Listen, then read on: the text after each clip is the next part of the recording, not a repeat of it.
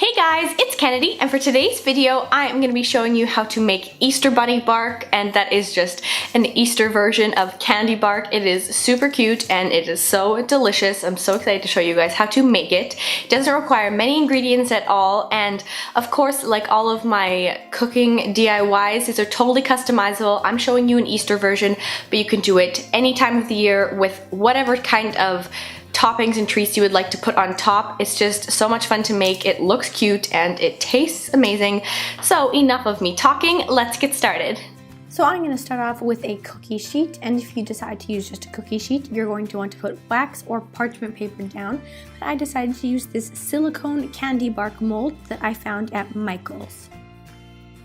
You're going to also need melting chocolate, so I have the Candy Melt brand in the bright white color, and this is the 907 gram or 2-pound bag. I also have a Pyrex mixing cup with a fork to stir the chocolate and a couple of sharp utensils to cut up everything. Then I have some Pam baking spray, and then is the fun part where you get to pick what you want to put on top. So I have a bunch of different chocolates, and I have Maltesers especially because I couldn't find any of the Easter egg malt balls. So I just laid everything out in this serving dish, and now is the part where you want to chop up everything and crush all of your chocolate. You do not have to crush the M&Ms and like Reese's Pieces ones, but I just decided I want to crush up everything. So here I have the chocolate bunnies all cut up, which is sad, but they were delicious.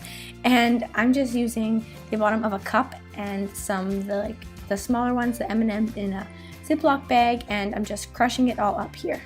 And of course, when you cut up things, if you are young, then please get someone to help you out, and you do not have to use a knife as big as I did, but just be careful when you're cutting up all of your ingredients.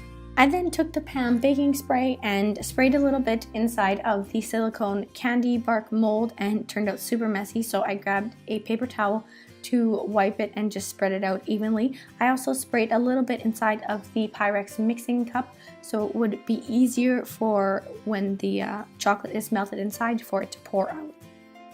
Then I filled up the mixing cup with the melting chocolate, and I ended up filling it all the way to the top, but you will see later that I had to do 2 batches to fill up the tray to the height that I wanted.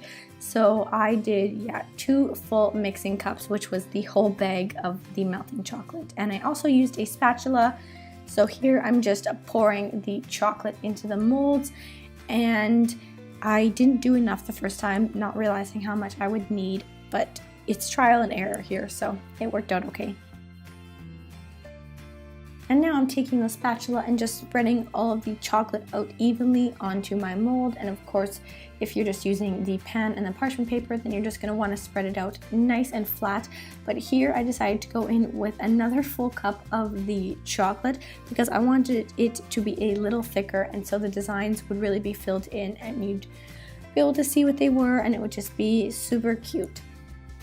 I'm just smoothing it out one last time, and then I'm going to gently tap the pan on the table just to get the air bubbles out and just to make sure it's nice and flat. And now you're going to want to start decorating.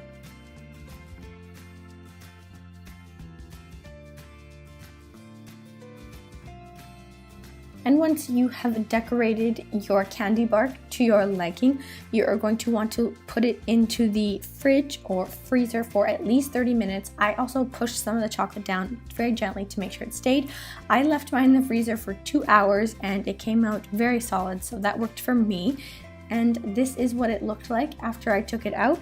So I'm going to gently pull the sides and just loosen it up from the tray. And of course, if you're using the parchment paper and regular tray method, then you're just going to want to cut it up after you've taken it out, and you are good to go.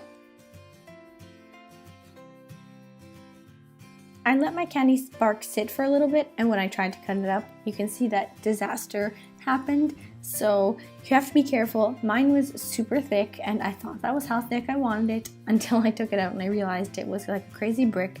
It was okay, and I still managed to chop up the pieces smaller and give them to people, but it was just very, very difficult. And of course, like I keep saying, if you do just the parchment paper and pan method, then it'll be a lot thinner and much easier to cut through. So just keep that in mind, whether you decide to do it my crazy way where I kept messing it up, or just on the pan with parchment paper.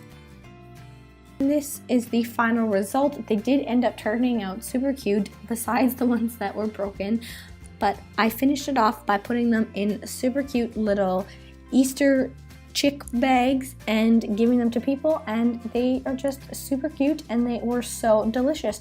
So I hope you guys try these out for yourself, and I hope you enjoy them as much as I did.